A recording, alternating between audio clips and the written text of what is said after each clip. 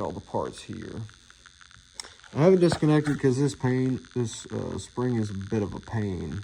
You got to set it on here, and then this retaining cap.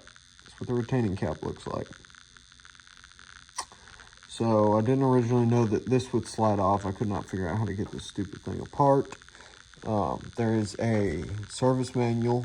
You can see it is in English. MarineDieselBasics.com is where you can find the PDF for the service manual, workshop manual, and the parts list.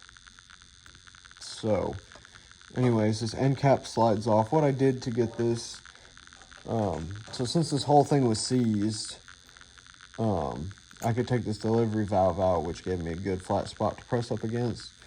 And I used this 2x4 rec tubing as a spacer along with a valve spring removal tool. And I put it in there just like this and wedged this between the top of that spring and this plate, because the only way to get this end plate off is to get the spring down past it. You can't like squeeze it out or wiggle it with the spring on there. I tried. So anyways, it comes apart like so. Trying to do this one-handed.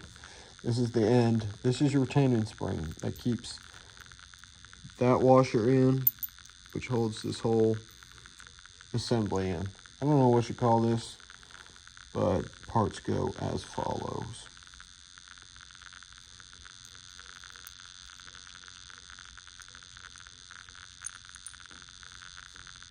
So originally my issue was this throttle, I guess you might call it a metering valve, was seized in here. This engine had been sitting outside, got some moisture trapped in it. There's rust all over this injector, cracked intake. You can still see some of the rust on there. It didn't clean up very well. But, so that was my problem. That was seized in there. So what I did is I took this in a vise. It's got this little flat spots on there. So I got me a little 5/16 wrench and I could twist it. It was really hard, but I could twist it. It's a very fine machine surface. Pulls a suction if you pull on it. So any little corrosion in there is going to seize that up. So I just kind of worked it back and forth, sprayed some carb cleaner down in there, and then got it out far enough to where I was able to grab this in the vise. And with this in the vise on those flat spots, making sure not to touch anything else, because I don't know what all's a machine surface, and I don't want to tear this thing up. And with this in the vise, up against the vise, I pried on this lip here, back and forth, and slowly worked it until I got this out. Once it was out, I sprayed down the tube with carb cleaner, blowed it out with air, and same with this, and ran it back in there, and sure as enough, it just needed to get unstuck. It's nice and smooth now. So that's how this goes together. Now, some other thing to note, this is covered by some solder or some sort of plug.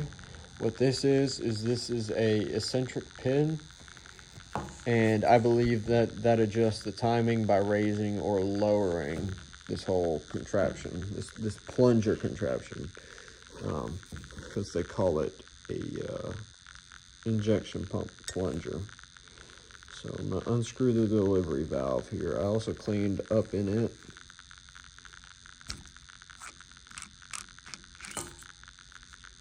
Delivery valve comes apart just like this. So this sits down in the body. This goes on top of it like so. Sits down flat. This is your delivery valve right there.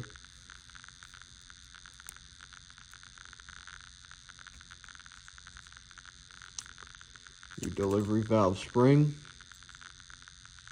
whatever this is, I don't know what they call that. Your timing washer, sure not to lose that. Any old washer, it will not work. That affects your timing. And your delivery pressure. And then you have this main body thing here. I guess it's the fuel valve.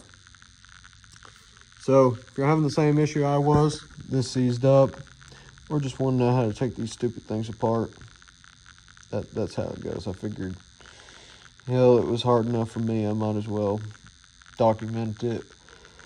Whether it's documented poorly or not, it'll at least get it out there on the internet, maybe help somebody out, get this all cleaned up. I got to do the second one.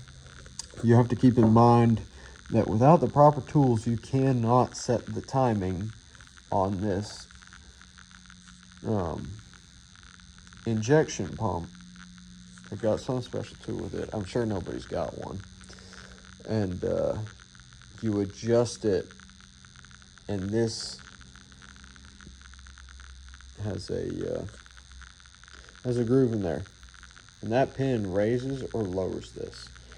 And both these have to be matched identically and matched for the engine.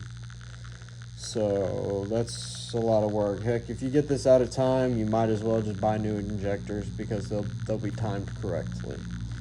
So what I'm going to do is, since I've